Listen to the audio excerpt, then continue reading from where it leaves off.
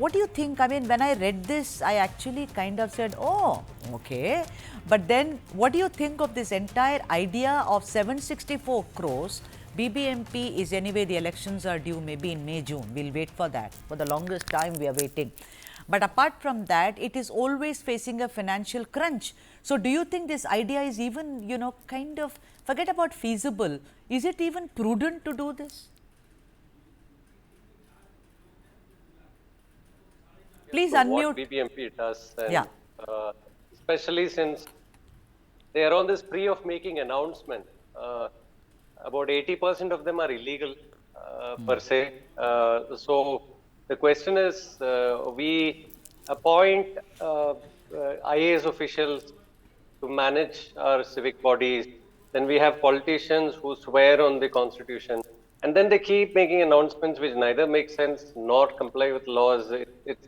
It's become a daily battle now to figure out whether this government deserves to govern in the first place. And then we hear all these shoddy announcements, which we know will go nowhere, and there is no plan in place. Bengaluru, as you already said in your introduction, half the place don't have roads. If you have roads, we'll have half the roads, and then half of it will be a dirt patch, and then there'll be potholes all over the place. This is how the IT capital of the city has infrastructure. And then on top of it, to clean it, when you don't even have clearly defined roads or clearly defined footpaths, how much can we actually, ensure is dust free? And secondly, what are the causative factors? A lot of dust on Bengaluru's roads is because of the large amount of construction activity which happens, and because trucks that carry all the dust and construction demolition waste do not cover their tops as prescribed by the Central Pollution Control Board rules. So this is open violation. The traffic police doesn't, enforce this. The BBMP officials don't enforce this. Construction sites don't have dust pollution mitigation measures as prescribed under the laws. Right. All of this is happening openly. There's a lot of lawlessness. I think the basic problem with Bengaluru is lawlessness. Be it by citizens, be it by contractors, or be it by the government itself. There is lawlessness at the top, and it permeates which is an endemic, it's an endemic problem. But let's focus on Bengaluru. Alexander James, welcome to the debate, Alexander. I want to ask you, Mr. James, that this spending 764 crores on having dust machines, which is also against Make in India, by the way, from all these companies, and have dust-free roads. I mean, it's like Don Quixote, is what I feel, targeting windmills. Is it even a sound idea? Is it the hour of the need of the hour, is my question, Alexander James. Ma'am, no, when we look at the situation right now, the roads is not proper, and the emission level of the vehicles, which is really causing a lot of problem. And it is especially, whatever the BBMP is trying to do, it is not a permanent solution. And we must seek for a permanent solution where we could able to, people can breathe because of the pollution what is right now is happening. And especially the air quality index and the trends increasing.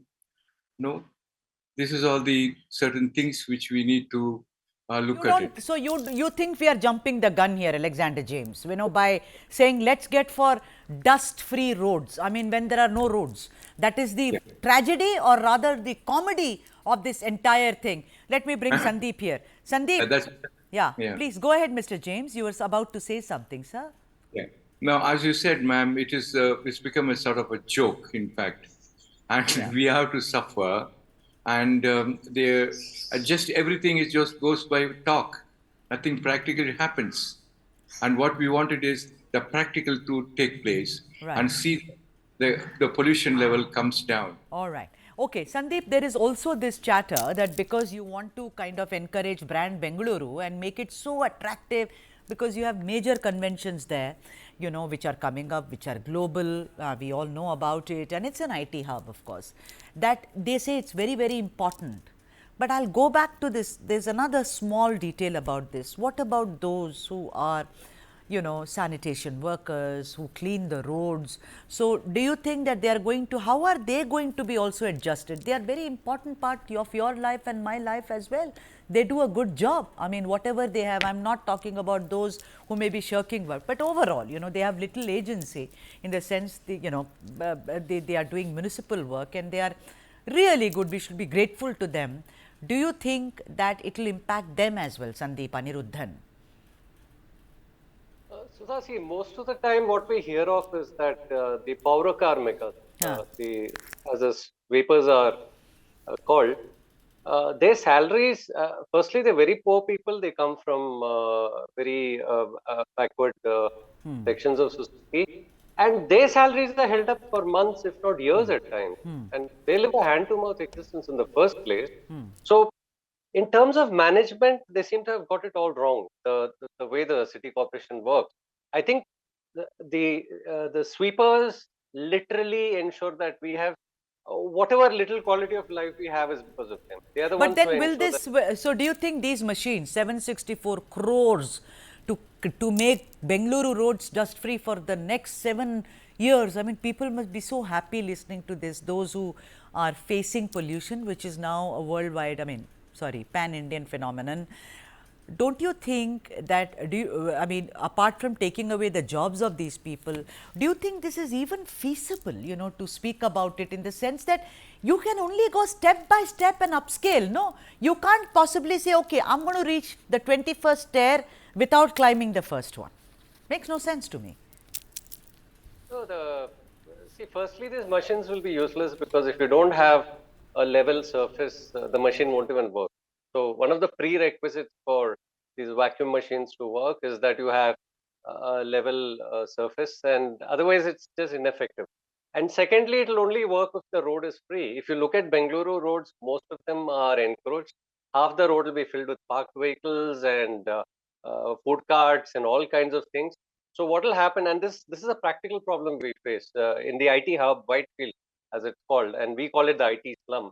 What happens on the roads is these machines come and there'll be vehicles parked and it can't clean the road, and there's no way to ensure. You can't even fight with most people in our country now, right? If you tell them you're violating the law, they will fight with us. All right. Okay. So basically, these vacuum trucks, they avoid those stretches and go away. All and right. then the next morning, you see all the garbage will be lying right there. The dust will okay. be in patches. You'll find that it's done the All work, right. and that's So because seems like the traffic. so seems like you don't think it's a great idea, Alexander James. Let me come to you, Alexander. The Yes, thing ma'am. is that a couple of days ago we did stories and I ran a campaign on Save Kabban Park. You know, where they said no, allow traffic on 2nd and 4th Saturday or whatever it is, because you know it actually jams up in and around Kabban Park, and it should be. People were up in arms. I had guests who said, please leave Kabban Park alone at least. It's a major, you know, green area, or the lung of, as it were, green lung for Bengaluru. Pollution was an issue there. Pollution has been an issue. Traffic is very slow. People are losing time. They are having breathing problems. The thing is, but this is not the way, no, Alexander James, to solve the problem. They have to start somewhere, but this is impractical, no. A baby ain't born in 2 months, takes 9 months. Exactly. No, ma'am, I'm with the Common Parkers Association, Wow, and okay. I'm seeing the amount of problem that is going on. And once the two-wheelers and four-wheeler, they come in, especially 7 to 9. Now, that is the time all sort of atrocities, unwanted things goes on. Apart from that, the natural habitat, like the birds, and the birds get hatched, all these things gets polluted. Even the beautiful, the flower, this is the season where the flower gets boosted in the Kapan Park. Now, we are very much upset with, our team is very upset with Yeah, the right. thing. But I want you to also, Mr. James, I'm sorry to interject in this fashion. Sorry. Thank you for your patience. But do you think this entire Kabban Park is an issue? We will follow that. But then this particular issue of having 764 crore worth of machines to keep Bengaluru roads dust free, do you think it's a kind of an unworkable idea, Mr. James? Ma'am, exactly. No, that is a huge money which is going to spend,